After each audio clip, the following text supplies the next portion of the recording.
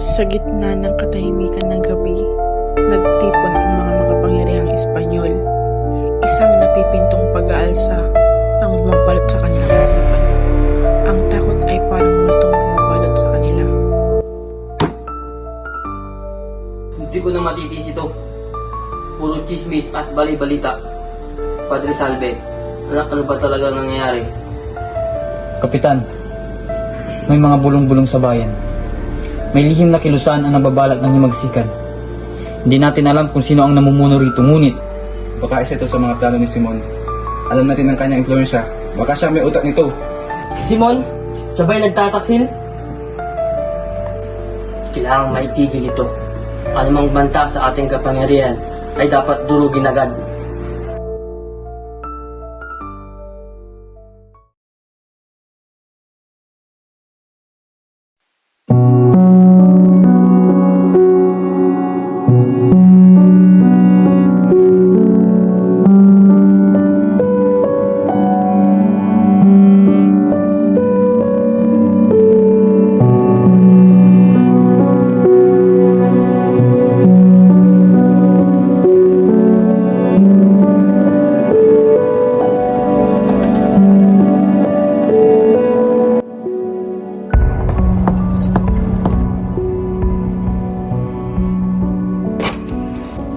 Padre, may dumating po na ligaw. ano na naman ito? Lumalawak na ang chismis. Juan, pati mga bata pinag-usapan ng revolusyon. Padre, totoo po ba na may balak sila? Takot na po ang mga taong bayan.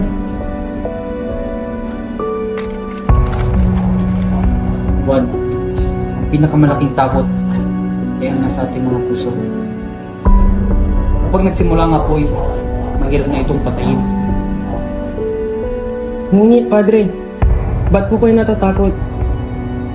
Hindi ba tayo ang may kapangyarihan? Kapangyarihan? Kapangyarihan din ba ang magdadala sa atin sa kaligtasan? Kapangyarihan din ang nagdala sa atin sa ganitong kalagayan.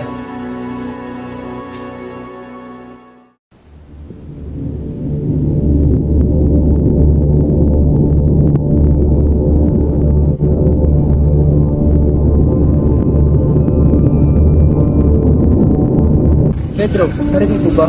Nagkakaroon ng takot ang mga private. Parang sila na nangangamba. Oo nga, natatakot sila. Akala ko ba sila ang makapangyarihan? At ganito ang kanilang asal? Siguro alam na nilang kasalanan nila. Baka nararamdaman na nila ng parating ng araw ng pag-iiganti. Ngunit, hanggang kailan tayo magtitiis? Kung sila mismo yung natatakot, ano pa kaya tayo? Ang takot nila ang ating pag-asa.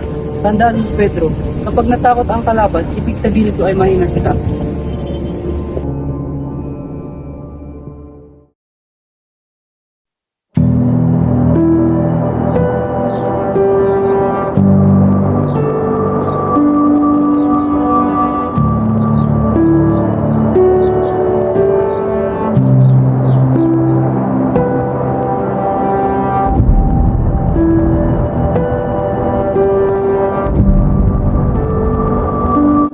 Diyos ko,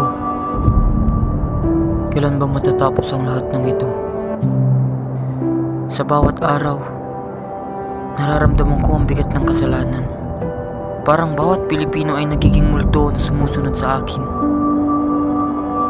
Bakit kami matatakot? Dahil ba sa mga revolusyonaryo? O dahil sa sarili naming kasalanan?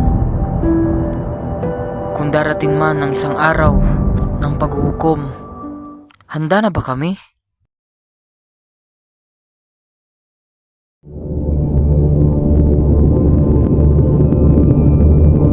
Don Custodio, hindi na tayo pwedeng maghintay.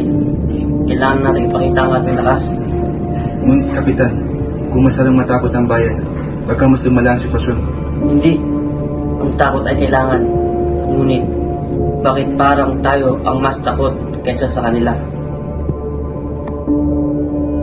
Sa lipunang pinamumunuan ng dahas at pananakot, sino ba ang tunay na biktima? Sa takot ng mga makapangyarihan, nakikita natin ang kahinaan ng isang sistemang bulok. Sa bawat anino, sa bawat bulong, naroon ang multo ng pagbabago.